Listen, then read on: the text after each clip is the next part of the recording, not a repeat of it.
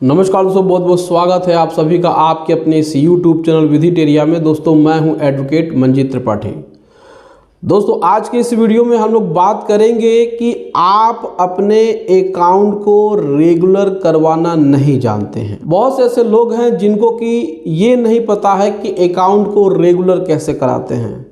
दोस्तों अभी अभी हमें कुछ ऐसे मैसेजेस आए जिस मैसेजेस में उनका ये जिक्र था कि सर हमारा अकाउंट एनपीए हो गया था लेकिन हमने पैसा पेमेंट कर दिया, फिर भी बैंक ने हमारे अकाउंट को रेगुलराइज नहीं किया और हमें 13/2 और 13/4 की नोटिस भेज दी। तो अब इसमें हम लोग क्या करें? तो जब आपका कोई भी ईएमआई 3 ईएमआई से ऊपर बाउंस होता है तो आप अपना अकाउंट रेगुलर कराने का जो तरीका है उसको समझना बहुत ज़्यादा ज़रूरी है, क्योंकि बैंक तो चाहता ही है कि आपका अकाउंट एनपीए हो जाए और फिर आपसे अनायास चार्ज, इलीगल चार्ज करके वो आपसे पैसे वसूले, वो रिकवरी करे। तो बैंक तो हमेशा इसी ताक में रहता है कि आपसे किस तरीके से वो पैसा कमाए, लेकिन आपको नहीं पता है कि आपका अकाउंट रेगुलर कैसे होगा। आप तो सोचते हैं कि हम इकट्ठे पैसे उठा करके अपने खाते में डाल देंगे तो हमारा अकाउंट ऑटोमेटिकली रेगुलराइज हो जाएगा, लेकिन ऐसा नहीं है। बहुत सारे लोग यही गलती करते हैं। तो आपको समझना होगा कि आपका अगर ईएमआई बाउंस हुआ है पीछे और आप रेगुलर ईएमआई अभी तक दे रहे हैं, लेकिन आपका जो वो ईएमआई बाउंस हुआ था उसके लिए आपने इकट्ठे पैसे अपने लोन अकाउंट में डाल दिए हैं, तो इससे आपका काम पूरा नहीं होता है। यहाँ आपका ऐसा नहीं कि आपने पूरा पैसा इकट्ठे डाल दिया और आपका अकाउंट रेगुलर हो गया। बैंक को तो पैसा मिल रहा है इसीलिए भी वो चुप है, लेकिन अचानक से ऐसा होता है कि वो आपको 13/2 की नोटिस भेज देता है। तो आप समझते हैं कि अरे हमारा अकाउंट तो रेगुलराइज था, हमारे अकाउंट में पैसे जा रहे हैं और अभी तक जा रहे हैं, फिर ये कैसी नोटिस आ गई? तो आपको सिस्टम समझना होगा। बैंकिंग सिस्टम आपको नहीं पता है कि कैसे काम करती है। तो आज के इस वीडियो में हम बता रहे हैं, इस चीज़ को आप बहुत ही ध्यान से समझने की कोशिश करिएगा, क्योंकि ऐसी चीज़ें आपको YouTube पे फ्री में नहीं मिलेंगी। बहुत सारे लोग इस चीज़ से ताल्लुक़ रखते हैं लेकिन वो इस चीज़ों को नहीं बताते हैं और बहुत सारे लोगों को ज्ञान नहीं है। तो चलिए हम आपको बताते हैं कि जैसे ही आपका 3 ईएमआई बाउंस हुआ है, यही 3 ईएमआई बाउंस होने पे अकाउंट एनपीए होता है। एनपीए होने के लिए 3 ईएमआई बाउंस होना ज़रूरी है, लेकिन इसमें लगातार ईएमआई भी है और रुक रुक करके भी है। मान के चलिए एक ईएमआई आज आपकी 1 महीने की है, फिर अगले 2 महीने की बाद की है, तो पूरे के पूरे जो ईएमआई है वो 3 ईएमआई होना चाहिए बाउंस, तभी जाकर के आपका अकाउंट एनपीए होगा। कभी कभी लगातार ईएमआई बाउंस होती है 3 तो भी आपका अकाउंट एनपीए हो जाता है, और कभी कभी गैप करके भी होता है। तो बैंक बड़ी चालाकी से आपसे एक तरफ पैसे भी लेता रहता है और वह अकाउंट को रेगुलराइज नहीं करता है, और जब उसका मन करता है तो वो आपको 13/2 की नोटिस भेज देता है और फिर वह आपसे पेनाल्टी भी वसूलता है। फिर आपसे वो पूरा का पूरा पैसा डिमांड करता है। फिर आपकी परेशानी बढ़ जाती है। अभी तक तो आप पूरा पैसा दिए ही हुए हैं, फिर भी आपके सामने एक नोटिस आती है जिसमें लिखा होता है कि आपकी जो इतनी आउटस्टैंडिंग है जो अभी आप पे नहीं कर पाएंगे।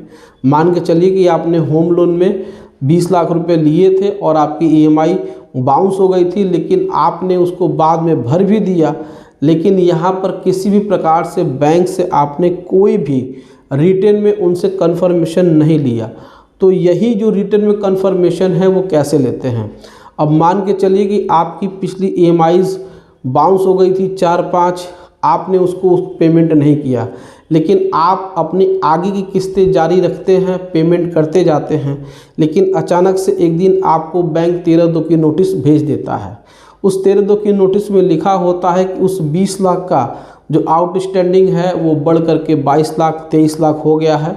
अब आपको पूरा का पूरा पैसा जमा करना पड़ेगा, नहीं तो फिर बैंक आगे सिंबॉलिक पोजीशन ले लेगा और फिर उसमें जाकर के बैंक डीएम कलेक्टर के यहाँ आपका सेक्शन 14 में फिजिकल पोजीशन के लिए एप्लीकेशन फाइल कर देगा।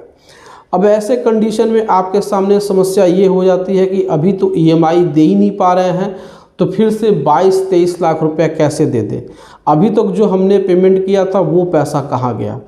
तो इसके लिए हमेशा याद रखिए, आप अगर लोन लेने वाले हैं या आपका लोन चल रहा है तो भी ये वीडियो आपके लिए है, क्योंकि भविष्य में अगर आपके साथ ऐसी कोई घटना घटेगी तो इस वीडियो से आप सीख ले सकते हैं।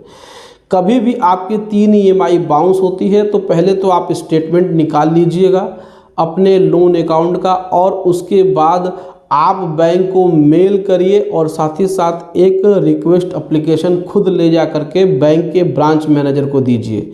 आप उनको कहिए कि सर हम अपनी पिछली जो ईएमआई हमारी बाउंस हुई है उसको हम पेनाल्टी के साथ भरना चाहते हैं, आप हमें एक लेटर में लिख करके दीजिए कि उसका कितना पैसा हुआ, और जब वो हम पेमेंट कर देंगे तो क्या आप हमारे अकाउंट को 24 घंटे के अंदर या 48 घंटे के अंदर रेगुलराइज करेंगे, इसको भी आप रिटर्न में दीजिए।